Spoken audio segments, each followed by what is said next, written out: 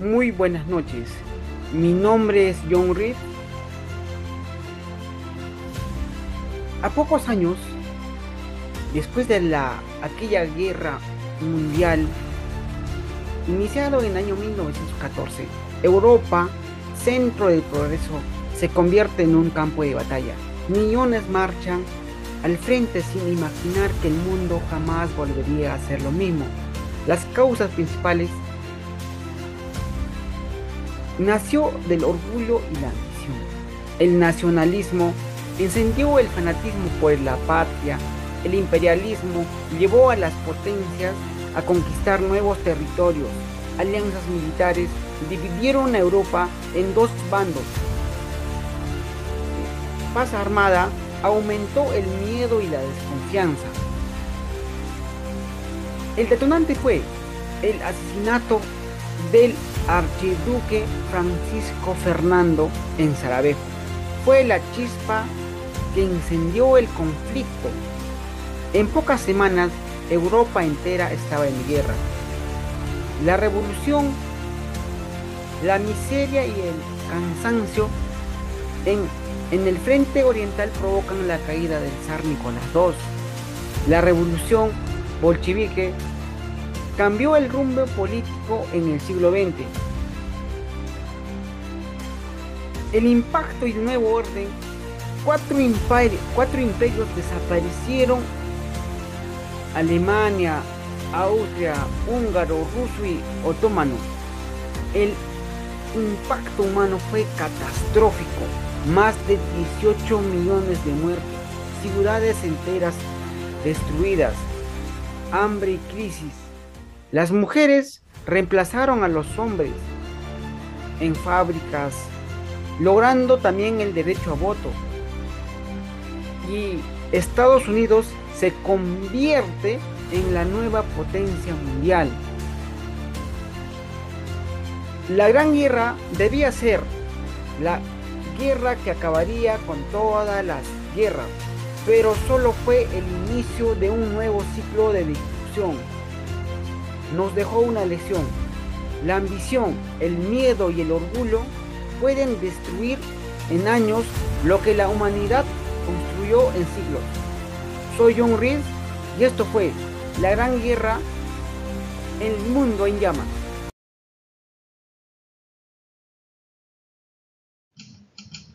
Muy buenas noches. Les habla Paul Anderson, corresponsal de La Nación. Ha pasado un año desde el colapso de la Bolsa de Nueva York. Entonces creímos que sería solo una sacudida temporal. Hoy, los ecos de aquel jueves en negro siguen resonando en cada fábrica cerrada, en cada familia que ha perdido su hogar. La década pasada nos hizo creer que la abundancia no tenía fin. Los bancos prestaban sin medida, las empresas producían sin freno y los obreros compraban a crédito. Todo parecía un castillo sólido, pero estaba construido sobre deudas. Y como todo espejismo, se desvaneció en un instante.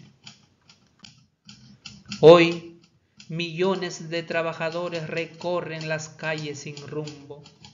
Las fábricas están mudas, las granjas abandonadas, las colas frente a los comedores públicos se extienden por cuadras enteras. En mis recorridos por Detroit y Chicago, he visto hombres que, con el sombrero en la mano, piden trabajo o un plato de sopa. Este país, que soñaba con la prosperidad, ahora sobrevive al borde del hambre. Pero esta crisis no se detiene en nuestras fronteras. Europa, agobiada por las deudas de la Gran Guerra, ha caído con nosotros. En Alemania, la pobreza y el resentimiento crecen día a día. Los expertos temen que el hambre dé paso a nuevos líderes autoritarios. hombres que prometen orden donde solo hay desesperanza. Tal vez estemos presenciando el nacimiento de algo mucho más oscuro. Desde Nueva York les habló Paul Anderson, testigo de un país que aprendió a la fuerza el precio de la codicia. He visto cómo la riqueza mal repartida se convierte en una ruina colectiva. Que esta página de nuestra historia sirva para recordar que ninguna nación prospera olvidando a su pueblo.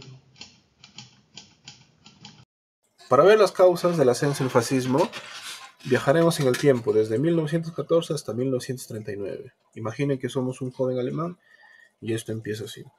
Vemos a nuestra Alemania humillada y en crisis, con un tratado de Versalles que lo único que hace es imponer reparaciones económicas y pérdidas territoriales.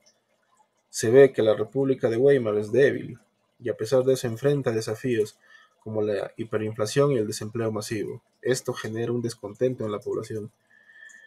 La Gran Depresión de 1929, la crisis económica mundial, profundiza la pobreza y el desempleo en nuestra Alemania, haciendo que muchos busquen soluciones radicales. La revolución de Bolchevique en 1917 y el avance comunista generan un miedo, un temor a las élites y a las clases medias, que vieron el fascismo un baluarte contra el comunismo. Hitler, por su parte, con su partido nazi, aprovechan este resentimiento nacional para promover un discurso sobre la pureza racial, restaurar el orgullo alemán y combatir a los enemigos, que ellos llaman enemigos a los judíos. El ascenso del fascismo trajo consecuencias, como el final de la democracia, con la aprobación de la ley habilitante en 1933. Hitler obtuvo lo que deseó, obtuvo poderes dictatoriales, disolviendo otros partidos y eliminando a la oposición. Hubo la construcción de un Estado totalitario. El régimen nazi controlaba todos los aspectos de la vida política, social y económica, utilizando el aparato legal y la violencia institucional para imponer su poder. Hubo persecución y genocidio. Esto tras implementar leyes raciales como las leyes de Nuremberg de 1935, que llevó a la marginación, persecución y genocidio sistemático de los judíos y otros grupos considerados inferiores. Fue desencadenante de la Segunda Guerra Mundial. El expansionismo nazi y la ideología militarista llevaron a la guerra más devastadora de la historia humana, con millones de muertos y consecuencias globales. Solo para agregar que el ascenso del fascismo en Alemania es una lección sobre el peligro del extremismo. Este viaje en el tiempo nos recuerda la importancia de proteger la libertad y los derechos humanos.